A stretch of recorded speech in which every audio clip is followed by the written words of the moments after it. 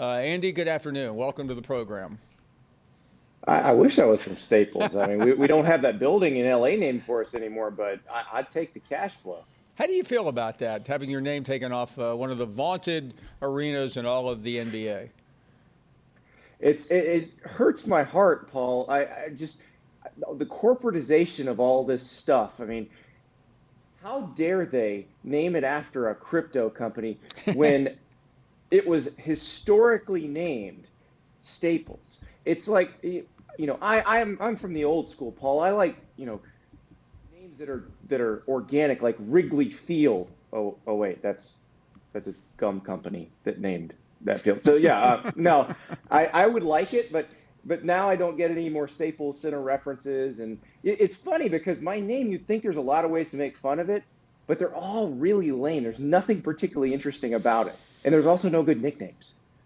Andy, there's some concern this week as if this just happened. I know you've written about it, that suddenly the Power Five may be shrinking to the Power Two, but I thought it was already the Power Two, didn't you? Yeah, yeah, I think that was established quite a while ago, and I think the closer we get to the Big Ten signing its new TV deal, and that goes into effect in the 2023 football season, I think people are it will hit them over the head a little bit more because the distance between the SEC and the Big Ten and everybody else is just going to be enormous. And I think it's frustrating if you're a fan of a team in the ACC or a fan of the team in the Pac-12 or the Big 12 because you've been told it's the Power Five. These guys are equal. And before that, you had the teams in the Big East that were told it's the BCS. All these teams are on the same plane.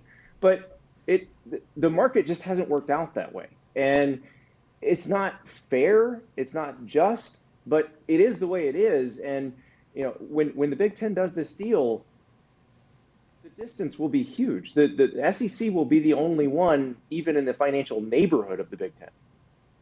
Yeah, I was looking at that report that you were referencing, and I want to get to you because I had somebody ask me that. Well, okay, so what if the SEC and the Big Ten pay out $110 million and the Big 12 pays out $43 million? It seems pretty obvious how that matters, but beyond coaching salaries and everything else, how does that gap differentiate the Big Ten and the SEC with literally everyone else? Where does that money go? It is coaching salaries, that sort of thing. And the thing that's interesting about it, Paul, is, and I know you have Matt Hibbs on later from the Classic City Collective, I am very curious to see how much NIL and all this other stuff changed how people donate money. Do they donate money to go directly to the players? Do they donate money to go to the school? Because if the amount people want to donate to the school goes down or goes toward the players, then the things you're going to need for capital improvements, coaching salaries, that sort of thing, that's going to come from your conference payout and your ticket sales and all that other stuff. So that the teams that have the bigger conference payouts are going to be able to afford the better coaches and have the better facilities and all that stuff.